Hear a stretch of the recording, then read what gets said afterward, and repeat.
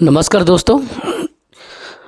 Indian history के एक important topic को आज डिस्कशन करेंगे जो है बौद्ध धर्म। इसके बाद हम लोग जैन धर्म देखेंगे और इसमें बौद्ध धर्म के लगभग 100 से भी ज़्यादा एमसीक्यूज़ को मारेंगे। चूँकि केवल ये बौद्ध धर्म का क्वेश्चन नहीं रहेगा, इसमें 3 प्रकार के क्वेश्चन देखेंगे 3 अलग अलग फील्ड से। पहला क्वेश्चन देखने को मिलेगा प्राचीन भारत में धर्म पर क्या प्रभाव था, क्या चीज़ था। तो बौद्ध धर्म एक बड़ा धर्म निकला। हिंदू धर्म में बहुत ज़्यादा जातिवादी बुराइयाँ, कर्मकांड, बलि प्रथा सब होने लगा था, इसीलिए बौद्ध धर्म जैन धर्म सामने आया। तो बौद्ध धर्म को एक बार अपन प्राचीन भारत के कॉन्सेप्ट में देखेंगे। दूसरा, बौद्ध धर्म के दर्शन के क्वेश्चन देखेंगे, ठीक है। उसमें बहुत सारे आपको सेगमेंट देखने को मिलेंगे जो बौद्ध धर्म के दर्शन से संबंधित है। तो 2 बात ये हो गया। तीसरा, धार्मिक संप्रदाय में बौद्ध धर्म पे ऐसी क्या ज़रूरत पड़ी कि जो बौद्ध धर्म है, ठीक, वो लोकप्रियता पाई, या ऐसी क्या चेंजेस हुई कि बौद्ध धर्म इतना ज़्यादा फेमस हुआ, और कौन कौन राजा थे, नरेश थे जो इसको सपोर्ट करते थे, कितनी संगतियाँ हुई, सबको अपन डील करेंगे। तो मतलब यहाँ पे दर्शन जो है भारतीय दर्शन, उसका भी दर्शन होगा। बौद्ध धर्म में जो धार्मिक संप्रदाय का प्रभाव आया वो देखेंगे। तीसरा, इसमें राजा जो लोग थे, विश्व में क्या स्थितियाँ थी, वो सारी चीज़ें हमको देखने को मिलेगा। तो कम टू द पॉइंट, समय को बर्बाद नहीं करते, ठीक है। ध्यान से समझ रहे हो मैं क्या बोल रहा हूँ। तो केवल बौद्ध धर्म का ही हम लोग बात नहीं कर रहे हैं, बहुत सारी चीज़ें यहाँ पे देखने को मिलेगा। लेकिन सबसे पहले मैं आपको हीनयान और महायान का डिफरेंस को बताना चाहता हूँ। बौद्ध धर्म 2 धर्मों में यहाँ पे विभक्त था मेनली, उसको अपन देखेंगे, ठीक है। तो पहले हीनयान, उसके बाद महायान, एक एक करके इसको हम लोगों को करना है। तो देखिए दोनों में बेसिक अंतर क्या था उस बात को पहले समझिएगा, उसके बाद से हीनयान और महायान का जो क्वेश्चन आएगा उसको आप बहुत अच्छे से बना लोगे। देखो बच्चों, हीनयान का जो शाब्दिक अर्थ है, इसका अर्थ क्या है, हीनयान क्यों बोलते हैं। हीन भाव से देखना, जैसे अपन बोलते हैं ना सरल भाषा में याद रखने के लिए, अर्थात निम्न मार्ग। पहला बात, निम्न मार्ग। हीनयान का मतलब क्या होता है, निम्न मार्ग। जबकि महायान का जो अर्थ हो रहा है, महायान का अर्थ क्या हो रहा है बच्चों, तो महायान का मतलब उत्कृष्ट मार्ग, ठीक है। ये बात आप याद रखना था। 2 बातें आ गया। हीनयान का अर्थ हो रहा है निम्न, महायान का मतलब उत्कृष्ट, मतलब ऊंचा, उच्च कुल का, ठीक। ये 2 बातें हमने यहाँ पे डील आउट किया। अगला, इसी का जो संप्रदाय हीनयान है उसमें महात्मा बुद्ध को एक महापुरुष माना गया है, ठीक है। मतलब भगवान को क्या कह रहा है कि वो महापुरुष है गौतम बुद्ध, लेकिन ये बोल रहे हैं कि महापुरुष नहीं, वो एक ईश्वर है, वो देवता है। 2 बातें यहाँ पे समझ आई। यहाँ पे भगवान बुद्ध को महापुरुष माना गया है और यहाँ पे देवता कहा जा रहा है। तो आपको जब भी पूछा जाएगा कि गौतम बुद्ध को किस विचार के अनुसार ईश्वर ना मान के व्यक्ति माना गया है या महापुरुष माना गया है, तो उस हिसाब से उसका आंसर आपका हीनयान आएगा, जबकि महायान उसको देवता मानता है। अगली बात, यह व्यक्तिवादी धर्म है, व्यक्तिवादी धर्म माना जाएगा इस पे, ठीक। अर्थात इसमें प्रत्येक व्यक्ति को अपने प्रयत्नों से ही मोक्ष प्राप्त करना चाहिए, अपने हिसाब से उसे मोक्ष मिलना चाहिए। इसमें क्या है, इसमें परोपकार और पर सेवा पर बल दिया गया है। इसमें परोपकार पे या पर सेवा पर बल दिया गया है। इसका उद्देश्य है समस्त जो मानव समाज है, समस्त मानव जाति का कल्याण करना, ठीक है। तो सारे को लेकर चल रहा है, और ये क्या है, व्यक्ति विशेष को लेकर चल रहा है कि आपको अगर मोक्ष चाहिए तो अपने प्रयत्नों से ही आपको मोक्ष प्राप्त करना होगा। इतना बेसिक डिफरेंस क्लियर हो गया। अब देखिए थोड़ा सा आगे इसमें आप चलिए। यहाँ पे ये ज़बरदस्त क्वेश्चन है मूर्ति पूजा का, क्योंकि ये क्वेश्चन पूछा गया है और आगे भी इसको पूछने का संभावना है। इसीलिए मैं केवल बौद्ध धर्म के बारे में नहीं बताऊंगा, बल्कि मैं बौद्ध धर्म के दर्शन को भी बताऊंगा यहाँ पे, ठीक है। यह मूर्ति पूजा और भक्ति में विश्वास नहीं करता। हीनयान कहता है कि मूर्ति पूजा व्यर्थ है, इस पर कोई मतलब नहीं है पूजा करने का। यह क्या करता है, देखिए, आत्मा और पुनर्जन्म में विश्वास करता है। और इसकी बात देखिए, दोनों बातों को समझिए। ये मूर्ति पूजा एवं भक्ति में विश्वास नहीं करता, जबकि ये मूर्ति पूजा में विश्वास तो करता है और ये आत्मा और पुनर्जन्म में विश्वास करता है। आगे देखिए, इसकी साधना पद्धति अत्यंत कठोर, इसकी साधना पद्धति होती है बहुत ही ज़्यादा कठोर होती है, ठीक। और यह भिक्षु जीवन का समर्थक होता है। ये कहता है कि जीवन दुखमय है और आप क्या करो, कठोर तरीके से अपने जीवन को जियो और भिक्षु जीवन जी करके जीवन का कल्याण करो। जबकि इसके सिद्धांत क्या है, महायान के बहुत सरल सिद्धांत है, सर्वसाधारण के लिए ये सुलभ है। जैसे आप और मैं सर्वसाधारण है ना, मतलब सभी को लेकर चलना है, तो उसके लिए सुलभ है। और ये तो तब वही कर पाएगा जो आदमी क्या कर पाएगा, जंगल में जा कर के वो तप करके जी रहा है, वहाँ के वनों से जीवन अपना यापन कर पा रहा है, लेकिन एक वैवाहिक जीवन का आदमी सर्वसाधारण के अंतर्गत आता है, वो ऋषि मुनियों की तरह नहीं कर पाता है ना। इसमें भिक्षु के साथ साथ सामान्य उपासकों को भी महत्व दिया जाता है, जबकि इसमें स्पेशली क्या होता है, भिक्षु को ही महत्व दिया जाता है, सामान्य उपासक इसको महत्व नहीं देते हैं ना, सामान्य उपासक को इसमें स्थान कम मिला है। ठीक, इसका आदर्श वाक्य क्या है, इसका आदर्श मतलब इसका मूल जो आदर्श है इस हीनयान का, अरहत पद को प्राप्त करना है, जबकि इसका आदर्श क्या है, बोधिसत्व को प्राप्त करना है। ये दोनों टर्म हैं बौद्ध धर्म में। ठीक है, अरहत अर्थात उस चीज की प्राप्ति, जैसे कि होता है ना कि सत्य की प्राप्ति, ज्ञान की प्राप्ति, तो इसका आदर्श क्या है, सत्य की प्राप्ति के रूप में अरहत पद को प्राप्त करना, और इसका आदर्श क्या है, बोधिसत्व को प्राप्त करना। ये दोनों बातें हो गई। अब यहाँ पे देखिए, इसके प्रमुख संप्रदाय के अंतर्गत वैभाषिक और सौतांत्रिक आते हैं। हीनयान के भी दो संप्रदाय बटे हुए हैं, एक है वैभाषिक, एक है सौतांत्रिक। ठीक, तो ये किसके अंतर्गत आ रहा है बच्चों, तो ये आ रहा है हीनयान के अंतर्गत। ठीक है, तो ये इसके प्रमुख संप्रदाय के नाम में देखना, एक लेना वैभाषिक लेना, दूसरा है सौतांत्रिक, हीनयान के अंतर्गत। इसके जो प्रमुख संप्रदाय हैं बच्चों, इसके महायान के, वो दो है, एक है शून्यवाद, दूसरा है विज्ञानवाद। ठीक, शून्यवाद को माध्यमिक विचार भी कहते हैं तथा विज्ञानवाद को योगाचार का वाद भी कहते हैं। ये दोनों बातें आपको याद रखना है। हीनयान में वैभाषिक, सौतांत्रिक, और महायान में शून्यवाद और विज्ञानवाद। नाउ इतना तो हमने क्लियर कर लिया। अब आते हैं एमसीक्यूज में। देखिए, सबसे पहले बेसिक चीज़ से अपन चालू करेंगे। गौतम बुद्ध का जन्म कब हुआ था, तो 563 ईसा पूर्व में हुआ था। अब कहाँ पे हुआ था, थोड़ा सा इसको सुन लो, केवल आप रिवीजन करो, कोई दिमाग मत लगाओ, सुनते जाओ। गौतम बुद्ध का जन्म कपिलवस्तु के निकट लुम्बिनी में 563 ईसा पूर्व में हुआ था। उनके पिता शुद्धोधन शाक के गढ़ के प्रधान थे और माता माया देवी कोली गणराज्य की या कोली वंश की कन्या थी। 29 वर्ष की अवस्था में उन्होंने गृह त्याग दिया, जिसे बौद्ध धर्म में क्या कहते हैं, महाभिनिष्क्रमण कहते हैं। 29 के एज में घर को त्यागा था, और घर के त्याग करने की जो घर जो त्यागा उसे क्या कहते हैं, उस अवस्था को महाभिनिष्क्रमण कहते हैं। ठीक है, इस क्वेश्चन को बताइए, बुद्ध के जीवन की किस घटना को महाभिनिष्क्रमण कहते हैं। अभी जस्ट अपन ने बात किया, गृह त्याग को कहते हैं। ठीक, बोला ना। अब देखिए, इतना तो आपको मैं बेसिक चीज़ बता दिया हूँ, अगर इससे क्वेश्चन आएगा तो आप बना लोगे ना। ठीक, देखिए इस क्वेश्चन को देखिए, गौतम बुद्ध की माँ किस वंश से संबंधित थी, तो वो कोली वंश की कन्या थी। हमने पढ़ा अभी कि नहीं पढ़ा, कोली वंश की कन्या पढ़ा ना, तो ये चीज़ आपको याद रखना है। ठीक है, इसमें बताइए, निम्नलिखित में से कौन एक अशोक का अभिलेख इस परंपरा की पुष्टि करता है कि गौतम बुद्ध का जन्म लुम्बिनी में हुआ था। ठीक है, ये क्वेश्चन में अपन आएंगे, लेकिन फिर भी ये क्वेश्चन को आपके सामने पढ़ दिया हूँ, और इसका आंसर आपको लेना है रूमीनदेई अभिलेख में ही हमको स्तंभ लेख है, उसमें पता चलता है, उसमें बाद में आएंगे, पहले इधर के क्वेश्चन को पढ़ लेते हैं। बुद्ध का जन्म हुआ था किस स्थान पे हुआ था, लुम्बिनी में हुआ था बच्चों। फटाफट अपने तरीके से सोचो, ठीक है, उसके बाद में आंसर तो अपन देखेंगे ही। यहाँ पे सीजीपीएससी का क्वेश्चन है ये, इस क्वेश्चन को 2014 में पूछा था।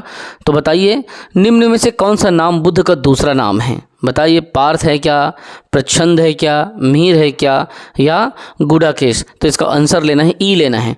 अब देखिए, यहाँ पे पूरा उसका डिटेल दिया है। ठीक, पीएससी ने इसका आंसर क्या किया था मालूम है आपको, प्रच्छंद ले लिया था, लेकिन इसका सही आंसर इनमें से कोई नहीं होगा। अब इसको देखिए, इसको समझिए। गौतम के बचपन का नाम सिद्धार्थ था। इन्हें शाक्य मुनि कहा गया, तथागत कहा, आदि नामों से इसे जाना जाता था। आदि गुरु शंकराचार्य को प्रचंड बौद्ध कहा जाता था, या छिपा हुआ बुद्ध मार्गी कहा जाता था, क्योंकि शंकराचार्य बुद्ध के मार्ग पे चलते थे। पीएससी ने इसको प्रचंड आंसर ले लिया था, लेकिन प्रचंड तो शंकराचार्य को कहते हैं, तो बाद में पीएससी ने फिर उस क्वेश्चन को विलोपित कर दिया। अतः पार्थ, प्रचंड, मिहिर और गुडाकेश भगवान बुद्ध के अन्य नाम नहीं हैं, तो इसका आंसर ई है।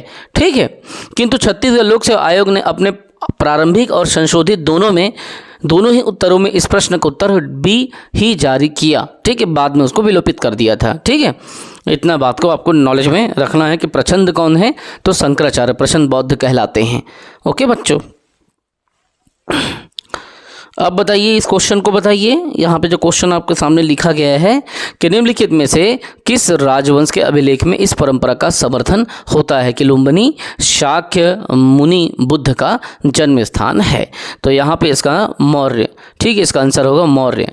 मौर्य लेना है क्योंकि देखो यहाँ पे अशोक के रूमिनदेही अभिलेख अभी अपन पढ़े थे जस्ट, और अशोक कौन थे? मौर्य वंश के शासक थे। तो अशोक मौर्यवंशी शासक अशोक के रूमिनदेही अभिलेख से सूचना मिलती है कि शाक्यमुनि बुद्ध का जन्म देखिए लुम्बिनी में हुआ। इस अभिलेख के अनुसार अशोक राज्याभिषेक के 20 वर्ष बाद यहाँ आया था और उसने उस स्थान की पूजा की थी जहाँ शाक्यमुनि बुद्ध का जन्म हुआ था। साथ ही इस अभिलेख में लुम्बिनी के बुद्ध का जन्म स्थल होने के कारण इसे कर छूट प्रदान भी कर दिया था उस जगह को, रूमिनदेही अभिलेख को, है ना। और लुम्बिनी को कहा था कि कर छूट प्रदान है लुम्बिनी, वहाँ से कोई कर नहीं लेना है कि गौतम बुद्ध जो है वहाँ से जन्म लिया है, और इसकी चर्चा भी आपको रूमिनदेही अभिलेख में मिलती है बच्चों, ठीक है। अब आइए इधर क्वेश्चन से, वही क्वेश्चन यहाँ पे आपके सामने में है ना। देखो इस क्वेश्चन को देखो, अभी जस्ट इसको अपन ने पढ़ा है, इसका आंसर हमने रूमिनदेही अभिलेख लिया था, ठीक। इस क्वेश्चन को देखिए, ये क्वेश्चन को पढ़िए। निम्नलिखित में से किस राजा के एक अभिलेख से सूचना मिलती है कि शाक्यमुनि बुद्ध का जन्म लुम्बिनी में हुआ था। तो इसमें देखो अभी जस्ट अपन ने पूरा चर्चा किया, तो अशोक के में अपन ने पढ़ा था ना, इसको बताइए, ठीक। महात्मा बुद्ध का महापरिनिर्वाण कहाँ हुआ? महापरिनिर्वाण का मतलब क्या होता है? मृत्यु होती है ना, वही चीज़। चलिए देखिए, महात्मा बुद्ध का महापरिनिर्वाण में लुम्बिनी में तो जन्म हुआ था, बोध गया और कुशीनगर और उसके बाद में कपिलवस्तु। तो यहाँ पे आपको देखो कुशीनगर में पहुँचे थे और वहाँ से पावा से वो यहाँ आए, पहले पावापुरी गए, उसके बाद कुशीनगर, ठीक है, वहाँ गए, उसके बाद में उनका महापरिनिर्वाण हो गया। तो इसका आंसर सी लेना है। देखो लोहार का नाम इसमें आएगा, चुंद नामक लोहार ने क्या किया था, आम के वाटिका में बैठे थे तो भोजन दिया था, उसके पूरा पढ़ते हैं अपन। देखिए बौद्ध जो धर्म का प्रचार करते हुए महात्मा बुद्ध मल्लों की राजधानी पावा पहुँचे। कहाँ पहुँचे? कई जगह पावापुरी लिखा है, कई जगह पावा लिखा है, कई जगह पावार लिखा है, इसका आंसर पावा लेना है। तो पावा पहुँचे जहाँ से चुंद नामक एक लुहार था वहीं रहता था, उसकी आम्र वाटिका में वो ठहरे, मतलब आम की जो वाटिका थी उसमें उसने बुद्ध को सूकर मदौ खाने को दिया। अब आप बोलोगे सूकर मदौ क्या होता है? तो सूकर मदौ जो लिखा है यहाँ पे वो एक प्रकार का क्या है बच्चों? तो मशरूम होता है, मशरूम पुटू होता है ना वो। तो सूकर मदौ खाने को दिया, इससे उन्हें रक्तातिसार हो गया, पेचिस का बीमार भी हो गया था उनको, ठीक है, ब्लड वगैरह भी होने लगा था और भयानक पीड़ा उत्पन्न हुई। इस वेदना के बाद वे कुशीनारा, ठीक है, मल्लगढ़ राज्य की राजधानी पहुंचे। देखो सबसे पहले वो क्या किए, मल्लों की राजधानी पावा, क्योंकि मल्लों की 2 राजधानी थी, ठीक है, एक पावा थी और वहाँ पे खाना खाए, और उसके बाद में फिर वो कहाँ गए, कुशीनारा पहुँचे। ये भी मल्लगढ़ राज्य की ही राजधानी थी, याद रखेंगे, दोनों में कंफ्यूज नहीं होना।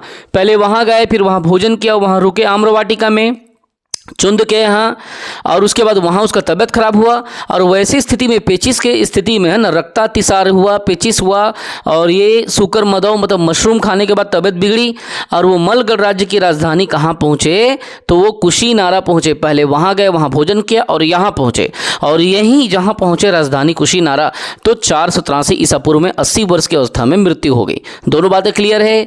पावापुरी में पहले गए, चुंद ने भोजन दिया, फिर उनको रक्तातिसार का रोग हुआ, पेचिस हुआ, फिर कुशीनारा पहुँचे, और कुशीनारा पहुँचने के बाद में मल्लगढ़ राज्य में 483 ईसा में क्या हुआ, 80 साल की उम्र में वो चले गए, शरीर त्याग दिया।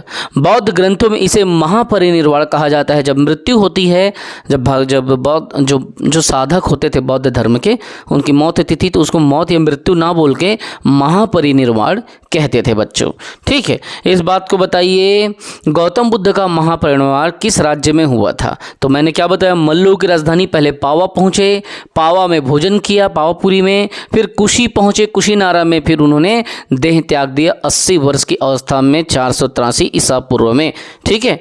अब इस क्वेश्चन को बताइए बच्चों, महात्मा बुद्ध का महापरिनिर्वाण किसके गणतंत्र में हुआ? मल्लों की राजधानी में, है ना, अभी जस्ट पढ़े ना अपन, ठीक है। आगे आइए,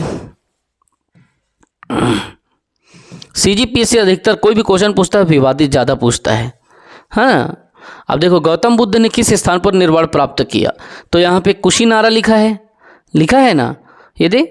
और उसके बाद में यहाँ पे लुम्बिनी, श्रावस्ती और सारनाथ लिख दिया है। तो फंडामेंटली बाद में देखो इसमें क्या हुआ, महापरिनिर्वाण और निर्वाण दोनों को समझना। अब बोध गया के बारे में भी आपको देखना है। बौद्ध धर्म में सांसारिक दुखों से मुक्ति या दुख निरोध को ही निर्वाण माना गया है। इसमें क्या लिख दिया है वो, यहाँ पे क्या लिखा है, निर्वाण, महापरिनिर्वाण नहीं लिखा है, निर्वाण लिखा है। तो निर्वाण किसे कहते हैं, दुख निरोध को ही या संसार के दुखों से मुक्ति को निर्वाण कहते हैं। ठीक, तो बुद्ध को सांसारिक दुखों से मुक्ति यानी कि निर्वाण ज्ञान की प्राप्ति के समय प्राप्त हुआ था, जो कि बोध गया से प्राप्त हुआ था। ठीक, और यहाँ पे बोध गया ऑप्शन में ही नहीं है। अगर निर्वाण बोले, निर्वाण का मतलब क्या, ज्ञान प्राप्ति के समय दुखों से मुक्ति जब हो जाता है तो वो निर्वाण। अब उसे जीवन के ना तो वो हर्ष का विषय है ना तो विषाद का, कोई दुख नहीं है, कोई खुशी नहीं है उसको, तो वो क्या कहलाया, निर्वाण कहलाया। और वो कहाँ पे, बोध गया पे हुआ। अब पीएससी ने पूछा, इसको बाद में फिर विलोपित करना पीएससी को, हम महापरिनिर्वाण बोलता तो कुशीनारा हो जाता। यही शब्द है निर्वाण महापरिनिर्वाण में। ठीक है, ये सब चीज़ों को ही बताने का मतलब यही है, पढ़ पढ़ के आपको। आप देखो महापरिनिर्वाण मंदिर कहाँ होगा, कुशीनगर में हो सकता है क्योंकि उसका वहीं पे हुआ था, तो इसका आंसर कुशीनगर लेना। और ये कहाँ है, उत्तर प्रदेश में है। उत्तर प्रदेश में वर्तमान में कुशीनगर जिले में स्थित है। और मंदिर में स्थापित भगवान की मूर्ति 1876 में उत्खनन के द्वारा प्राप्त की गई थी। ये विश्व में बौद्ध धर्म के सबसे पवित्र मंदिरों में से एक माना जाता है। कौन सा, कुशीनगर का मंदिर। इस क्वेश्चन को बताइए बच्चों, इस क्वेश्चन का आंसर क्या लोगे, निम्नलिखित राज्यों में किनका संबंध बुद्ध के जीवन से था, बताइए। बुद्ध के जीवन से संबंधित आपको बताना है। कौशल आए थे क्या, गांधार था क्या, अवंती था क्या, मगध था क्या। तो इसका आंसर क्या लिया है बच्चों, 3 और 4। कौशल तो आए थे, आप लोग जान रहे हो, गौतम बुद्ध और मगध। गांधार और अवंती से संबंध नहीं था। तो सी के हिसाब से 3 और 4 हुआ। अब एक एक इसको पढ़ूंगा तो टाइम लगेगा, इसीलिए नहीं पढ़ रहा हूँ। गौतम बुद्ध द्वारा अपने धर्म में दीक्षित किया जाने वाला अंतिम व्यक्ति निम्नलिखित में से कौन था। अंतिम व्यक्ति जो खत्म होने के ठीक पहले वो अपने आनंद तो उसका शिष्य था ना, तो अंतिम व्यक्ति के बारे में पूछ रहा है। तो इसका आंसर आपको यहाँ पे क्या लिखना है, आपको सुभद लेना है। ठीक है, देखिए इसको थोड़ा पढ़ लीजिए क्योंकि अच्छा क्वेश्चन है। गौतम बुद्ध ने जैसे आनंद को अपना शिष्य बनाया था, वैसे ही अपनी मौसी को भी महिला में बनाया था, है ना। बताऊँगा आपको, सब चीज़ पढ़ाऊँगा। अपने जीवन के अंतिम वर्ष में गौतम बुद्ध अपने शिष्य चुंद के यहाँ पावा पहुँचे थे। मैं तो बताया था, भोजन के फिर तबीयत खराब हुआ, पावापुरी में पहुँचे। उसके बाद में कुशीनगर में उसकी मौत हो गई। यहाँ शुक्र माधव भोजन सामग्री खाने से अतिसार रोग से पीड़ित हो गए। फिर वे पावा से कुशीनगर चले गए और यहीं पर सुभद को उन्होंने अपना अंतिम उपदेश दिया था। अगर आपसे पूछा जाए कि गौतम बुद्ध के अंतिम उस स्टूडेंट का नाम बताएं, अंतिम उसके मुरीद का नाम बताएं, तो होगा सुभद होगा। ठीक है, इसको बताइए। बुद्ध द्वारा रूपांतरित निम्न व्यक्तियों में से कौन सा अंतिम था, सुभद था।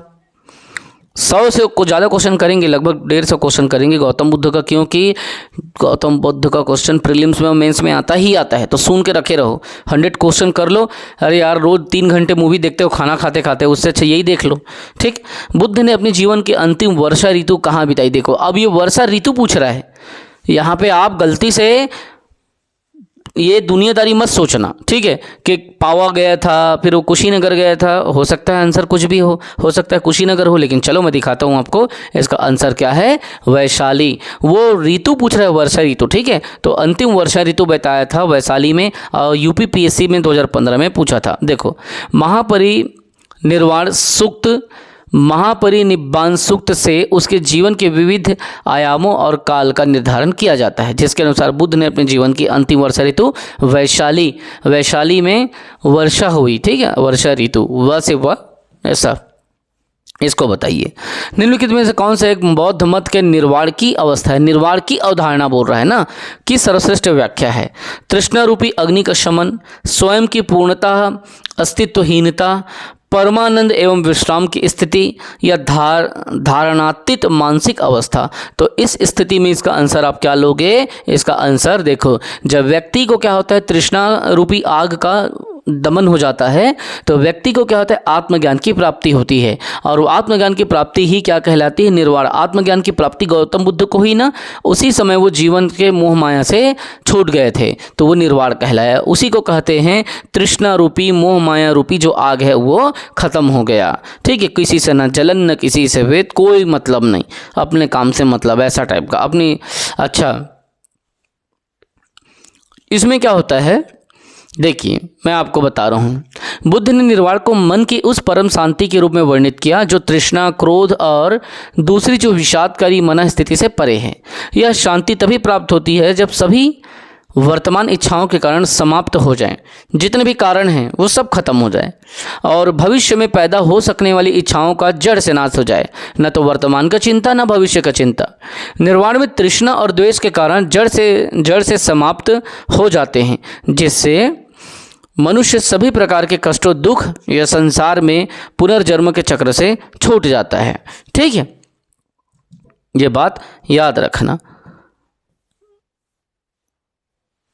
अब इसका आंसर बताइए, बोध गया में किसे ज्ञान प्राप्ति हुई थी?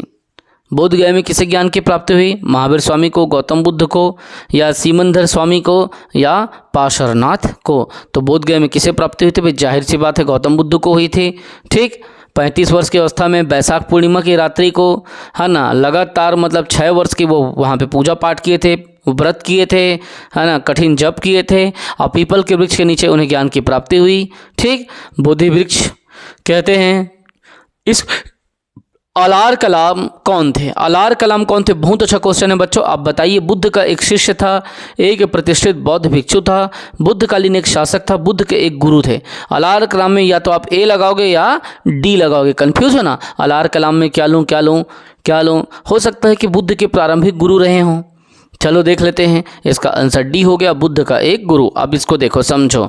सांख्य दर्शन इसी से सीखा था। ठीक है, महाविनिष्क्रमण के बाद, ठीक, जब वो गृह त्यागे तो महाविनिष्क्रमण हुआ। उसके बाद ज्ञान की खोज में महात्मा बुद्ध अलार कलाम के आश्रम में पहुंच गए, उनसे दीक्षा भी ली। अलार कलाम के आश्रम में उन्होंने तपस्या की, किंतु वे इससे संतुष्ट नहीं हुए। अलार कलाम सांख्य दर्शन के आचार्य थे तथा अपनी साधना शक्ति के लिए जाने जाते थे। अब आपसे दो प्रश्न, पहला तो एक तो गुरु वाला, दूसरा कब पहुंचे? महाविनिष्क्रमण के बाद। तीसरा किस चीज़ के गुरु थे? सांख्य दर्शन के। फायदा ये है बच्चों पढ़ने का कि इंसान जो है वर्सेटाइल हो जाता है, बहुआयामी ज्ञान और नॉलेज उसके में आ जाता है। इसीलिए पढ़ाई बहुत ज़रूरी है। Education is the most private thing in the world. अगर इस संसार में कुछ है उसमें सबसे ज़्यादा किसी इंसान के लिए इम्पॉर्टेंट है तो शिक्षा। अगर व्यक्ति शिक्षित नहीं है तो आप यकीन मानिए वो जिंदा लाश की तरह है। जिस तरह से एक शेर है और उसके शरीर में खाल नहीं है, उसके शरीर बिना बाल के है, बिना खाल के है, तो उस शेर में वो वर्चस्व नहीं दिखेगा। उसी तरह से उस व्यक्ति में वर्चस्व नहीं दिखेगा अगर वो शिक्षित नहीं है। तो बेजान आत्मा की तरह अगर जीना है तो किसी को अनपढ़ बना दो, है ना। पहले वैसे तो होता था ना, शिक्षा का अधिकार ही नहीं था, शूद्रों को शिक्षा मिलती ही नहीं थी। शिक्षा सिर्फ दो ही समाज को मिलता था, ब्राह्मण और क्षत्रिय और वैश्य, तीनों समाज को।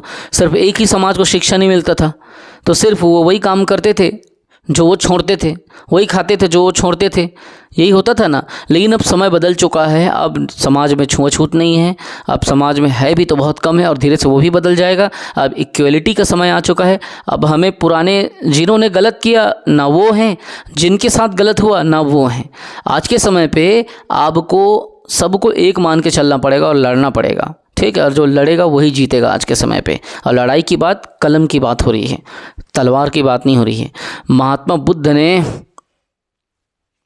एक बात याद रखो, एक लाइन बहुत जबरदस्त है जब बात तलवार की आ गई तो, कि ये तलवार कि तू संभल कर चलना कि गर्दन ने अब बगावत कर दी है।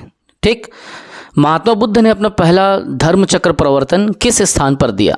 ध्यान से समझिए, पहला धर्म चक्र प्रवर्तन किस स्थान पर दिया? लुम्बिनी में दिया, सारनाथ में दिया, पाटलिपुत्र में दिया, वैशाली में दिया। चलो सारनाथ मारते हैं, देखते हैं आंसर जो भी हो। ये देखो, धर्म चक्र प्रवर्तन मतलब वो पहली बार अपना पहला धर्म चक्र प्रवर्तन मतलब वो ज्ञान दिया सारनाथ में। देखिए इसके बारे में पढ़ते हैं। ठीक, अब ज्ञान प्राप्ति के पश्चात गौतम बुद्ध ने अपने मत का प्रचार चालू कर दिया। उरुवेला से वे सबसे पहले ऋषिपत्तन, मतलब वर्तमान में सारनाथ वाराणसी के निकट में है, ठीक है, उसी को पहले ऋषिपत्तम कहा जाता था, वहाँ पे आए। तो उरुवेला से सबसे पहले कहाँ आए वो? ऋषिपत्तम आए, जिसे सारनाथ कहते हैं। यहाँ उन्होंने 5 ब्राह्मण सन्यासियों को पहला उपदेश दिया। इस प्रथम उपदेश को ही धर्मचक्र प्रवर्तन कहा जाता है। कितने सन्यासियों को? 5 ब्राह्मण सन्यासियों को उन्होंने क्या किया? धर्मचक्र प्रवर्तन किया, अर्थात उनको उपदेश दिया। आप यकीन मानो बच्चों, ये टॉपिक इतना इम्पॉर्टेंट है, इतना ज़्यादा इम्पॉर्टेंट है कि इसी से ही पूरा क्वेश्चन पूछा जाता है। बता रहा हूँ आपको, बहुत ज़्यादा इम्पॉर्टेंट टॉपिक है। अच्छे से पढ़िए, अच्छे से रिवीजन करना है इस टॉपिक को, ठीक है, फिर बाद में आप पछताना मत। ठीक, चलिए, बुद्ध ने अपना पहला उपदेश कहाँ दिया? तो सारनाथ में दिया, और इसी को आप चाहे तो धर्मचक्र प्रवर्तन भी बोल सकते हो, है ना। प्रथम उपदेश को धर्मचक्र प्रवर्तन कहा जाता है। अब पहला उपदेश कहाँ दिया? सारनाथ में दिया।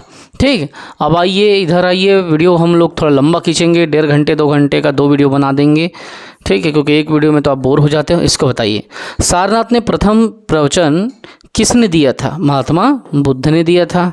बताइए, गौतम बुद्ध अपना प्रथम उपदेश कहाँ दिए थे? तो सारनाथ में दिए थे, है ना। ऋषिपत्तनम कहा जाता है, उरुवेला से डायरेक्ट ऋषिपत्तनम आए, ठीक, वाराणसी के पास है। अब ग्रंथों में उल्लेखित धर्मचक्र प्रवर्तन क्या है? बताइए, क्या चीज़ है? बी, इसको बताइए। धर्मचक्र प्रवर्तन किया गया था, कहाँ किया था? ऋषिपत्तनम में, अर्थात सारनाथ।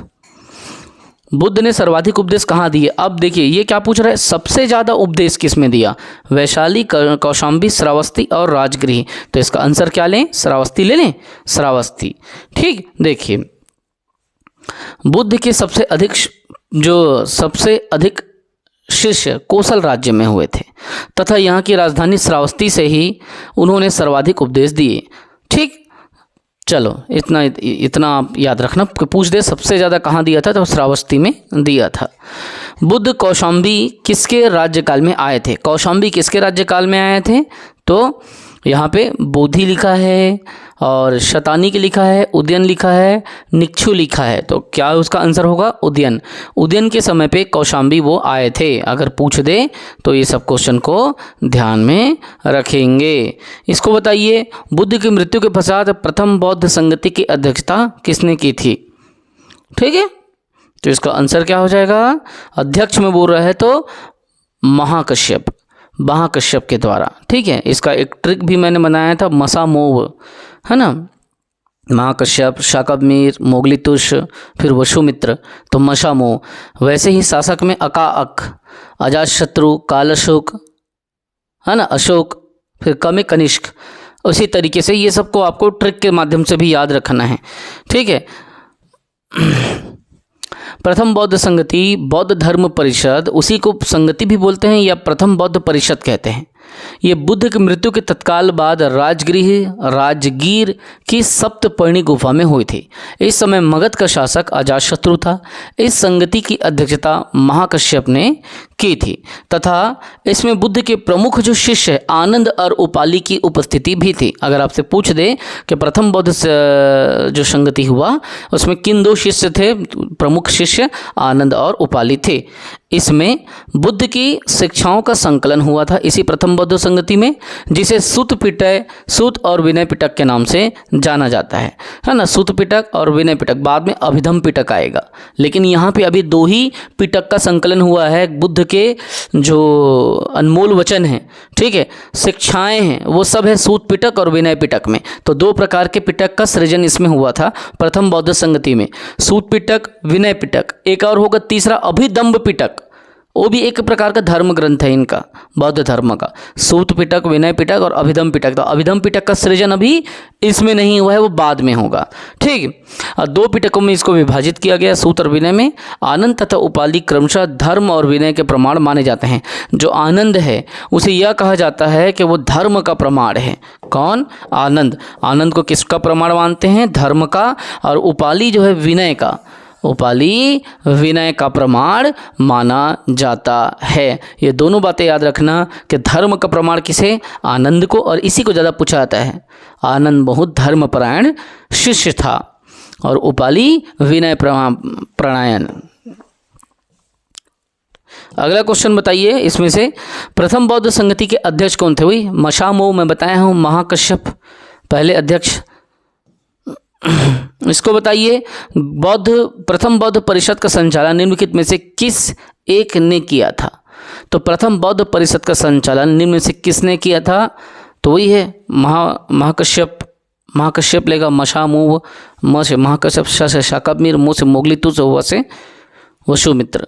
ठीक, तो ये इन्हीं के संचालन में, इन्हीं की अध्यक्षता में ये चीज़ें हो पाई थी। तो प्रथम बौद्ध परिषद का संचालन किस एक ने किया था? तो महाकश्यप ने किया था। ठीक है, इसको बताइए, प्रथम बौद्ध महासभा कहाँ आयोजित हुई थी? तो उसके लिए मैंने ट्रिक बना है, रावय पाकू, राजगिरी, वैशाली, फिर पाटलिपुत्र, फिर कुंडलवन। 4 जगह पे 4 परिषद हुए थे, और रावय पाकू 4 बार बोलोगे तो बन जाएगा। तो रावय पाकू, तो पहले राजगिरी, फिर वै से वैशाली, फिर पा से पाटलिपुत्र, कु से कुंडलवन, रावय पाकू। बहुत ईजी है, इसका आंसर आप ले लेना, बी ले लेना। ठीक है, ये देखो आगे आइए भाई, वीडियो लंबा हो जाता है, फिर आप लोग फिर घबरा जाते हो। कोई बात नहीं, होने दो यार, पढ़ाई के लिए समय निकालो। जब हम पढ़ाने में पीछे नहीं हट रहे हैं तो आप क्यों पीछे हट रहे हो, है ना। चलिए, इसको बताइए,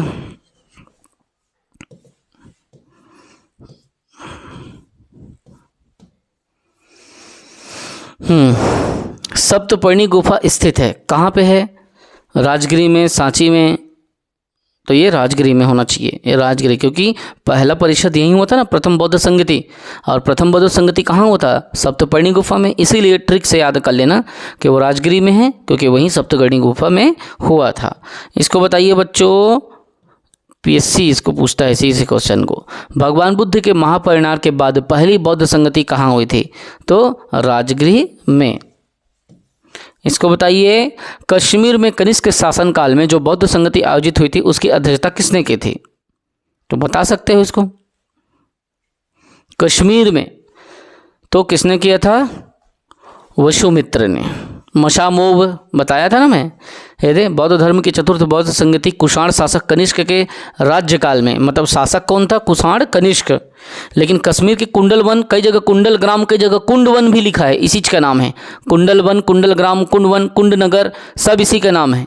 इसकी अध्यक्षता वसुमित्र ने की थी तथा अश्वघोष इसके उपाध्यक्ष बने थे। कई बार उपाध्यक्ष को पूछ देते हैं कि पहले बौद्ध संगति का उपाध्यक्ष किसने किया? अश्वघोष ने। इस सभा में महासंधिकों का वर्चस्व था, महासांधिकों का। और यहाँ बौद्ध ग्रंथों के कठिन अंशों पर सम्यक विचार किया गया तथा प्रत्येक पिटक पर भाष्य लिखकर उन्हें विभाषा शास्त्र नामक टीकाओं में उसे संकलित कर दिया गया। और इस समय बौद्ध धर्म हीनयान या महायान नामक 2 स्पष्ट संप्रदायों में क्या हुआ था? बट गया था। तो ये कौन सी थी? याद रखो, चौथे बौद्ध संगति। चौथे बौद्ध संगति में बौद्ध धर्म हीनयान या महायान में टूटे थे। अगर आपसे पूछ दे कि हीनयान या महायान में किस बौद्ध संगति में टूटे, तो चौथा बौद्ध संगति। याद रखना, आप किताब में पढ़ोगे तो याद नहीं होगा, लेकिन अगर आप इस वीडियो को कहीं से भी बैठ के देख रहे हो, छत्तीसगढ़ से, इंडिया से, कहीं से भी, चूंकि इंडियन हिस्ट्री का क्वेश्चन बहुत ज़बरदस्त तरीके से मैं करा रहा हूँ, हर क्वेश्चन डील करा रहा हूँ घटना चक्र का, तो याद रखना चौथे बौद्ध संगति में बौद्ध धर्म हीनयान या महायान संप्रदाय में विभक्त हुआ था। इसको बताइए, बौद्ध धर्म की महायान शाखा औपचारिक रूप से किसके शासनकाल में प्रकट हुई? जाहिर सी बात है, कनिष्क का शासन था, और वहीं पे भी हीनयान या महायान संप्रदाय चौथे बौद्ध संगति में चालू हुआ, और चौथे बौद्ध संगति का राजा यही था, इसी के शासनकाल में हुआ। वो हुआ ना कुंडलवन में, वही बात है। घबराना कुछ नहीं है, बस दिमाग लगाना है, और जो पढ़ा है उसी से ही दिमाग लगता है, तुक्का कभी नहीं लगता। तुक्का तो सिर्फ एक मन को संतुष्टि देने का कारण है, मन को संतुष्टि देना है, तुक्का मार लो। लेकिन कभी भी तुक्का 100 क्वेश्चन में 50-60 क्वेश्चन आपने बना लिया, 60 क्वेश्चन के बाद अगर अब आप पढ़े हो तभी तुक्का लगेगा, नहीं तो नहीं लगेगा। 70-80 जो क्वेश्चन हैं वो आपके पढ़ाई के कवरेज हैं तभी बनेंगे, अब पढ़ाई के कवरेज नहीं है तो नहीं बनेंगे। पढ़ाई इसीलिए बहुत ज़रूरी है। तुक्केबाजी में आप फंसोगे, 50 क्वेश्चन लगेगा, 50 नहीं लगेगा, तो क्या फ़ायदा का। ठीक, कनिष्क के शासनकाल में बौद्ध सभा किस नगर में आयोजित हुई थी? कनिष्क, जाहिर सी बात है, कश्मीर। कश्मीर मतलब कुंडल ग्राम, कुंडवन, इसी का नाम है कुंडलवन। सी, इसको बताइए, किस शासक के काल में चतुर्थ व संगति का आयोजन कश्मीर में हुआ? तो कनिष्क के समय पे हुआ। इसको बताइए, चतुर्थ बौद्ध संगति परिषद हुई थी, कहाँ पे हुई थी? कनिष्क के शासनकाल में हुई थी। इनमें से किस शासक ने चतुर्थ बौद्ध संगति कश्मीर में आयोजित की? बताइए, जाहिर सी बात है कनिष्क। ये क्वेश्चन अच्छा है, इस क्वेश्चन को विचार करके बताइए। बुद्ध में देखो, निम्नलिखित पर विचार करना है। बुद्ध में देवत्व रोपण पहला, दूसरा बोधिसत्व के पथ पर चलना, तीसरा मूर्ति उपासना तथा अनुष्ठान, उपयुक्त में कौन सी विशेषताएं महायान बौद्ध की है? एक तरफ हीनयान था, एक तरफ महायान था। अब ये पूछ रहा है महायान पूछ रहा है, तो हीनयान अपन ने पढ़े थे, एक तरफ महायान पढ़े थे, तो इसका आंसर क्या लिया है आईएएस ने? इसका आंसर डी लिया है। मतलब 1, 2 और 3 तीनों को लिया है डी, तो हमको आईएएस के हिसाब से लेना है। बुद्ध को देवता मानते थे, ठीक है भाई। बोधिसत्व था उसमें, ठीक है। मूर्ति उपासना तथा अनुष्ठान भी होता था, ठीक है। तो कौन सी विशेषता महायान बौद्ध मत की है? तो ये महायान के लिए अपन ने देख लिया, ठीक। ये आईएएस का क्वेश्चन था, आईएएस में 1, 2, 3 लिया है, इसीलिए मैं तीनों में मैं क्या कर दिया हूँ, सर्कल बना दिया हूँ पढ़ के, ठीक। अच्छा, प्रथम बौद्ध समिति का आयोजन हुआ था, किसके शासनकाल में हुआ था? बताइए। अजातशत्रु को याद है क्या? आप लोग जानते हो? नहीं जानते? ये अजातशत्रु के शासनकाल में हुआ था। इस क्वेश्चन का बताओ, निम्नलिखित में से किस नगर में प्रथम बौद्ध सभा आयोजित हुई थी? पहला बौद्ध सभा किस नगर में? तो इसमें राजगीर है, इसका आंसर राजगीर। कई जगह राजगीर, कई जगह राजगृह, दोनों लिखा गया है, दोनों एक ही है। इसको बताइए, निम्न में से किस शासन ने द्वितीय बौद्ध सभा का आयोजन किया था? दूसरे बौद्ध सभा का? कालाशोक, बी। इसको बताइए बच्चों, ये देखो, ये सबसे ज़्यादा क्वेश्चन इससे पूछा जाता है। बौद्ध के 4 महत्वपूर्ण घटनाएं हैं और 4 स्थानों का आपको लेख करना है। ये चारों में से क्वेश्चन पूछा जाता है बच्चों, और चारों में से आपकी पहचान होनी चाहिए। जैसे उनको ज्ञान की प्राप्ति कहाँ पे हुई, गौतम बुद्ध के जन्म कहाँ पे हुआ, ये सब चीज़ को आपको मिलान करना है। जैसे निधन के लिए मैंने बताया था, गौतम बुद्ध का निधन कहाँ हुआ था? कुशीनगर में, जिसे कुशीनारा भी कहा जाता है। पहले पावा पहुँचे, चुंद ने भोजन दिया, पावापुरी के बाद वो कुशीनारा आ गए, मल्लू की राजधानी, और वहीं पे ही उनकी मौत हो गई। और सुबुद्ध को वो ज्ञान दे रहे थे मौत के पहले। तो ये निधन के लिए कुशीनगर। पहला प्रवचन गौतम बुद्ध ने कहाँ दिया? तो पहला प्रवचन गौतम बुद्ध ने सारनाथ में दिया था, और इसी पहले प्रवचन को धर्मचक्र प्रवर्तन के नाम से जाना जाता है, जहाँ पे 5 पंडितों को इसने प्रवचन दिया था। ज्ञान की प्राप्ति कहाँ पे हुई? तो बोधि वृक्ष बोध गया में हुई, और जिस जगह पे बात ज्ञान की प्राप्ति हुई बुद्ध पूर्णिमा के दिन, वो पीपल का वृक्ष था, जिसे बोधि वृक्ष कहा जाता है। जन्म कहाँ हुआ गौतम बुद्ध का? तो लुम्बिनी में हुआ, जो उस समय नेपाल में था, ठीक। मतलब भारत का हिस्सा था, लेकिन अभी वो नेपाल में है। तो ये सब बातें हैं जो चीज़ आपको समझना है। लुम्बिनी नेपाल में जन्म हुआ, ये सारी बेसिक चीज़ें गौतम बुद्ध के बारे में हमने बता दिया। अब आप लोग इस पर कंटिन्यू करें, ऐसे मिला करके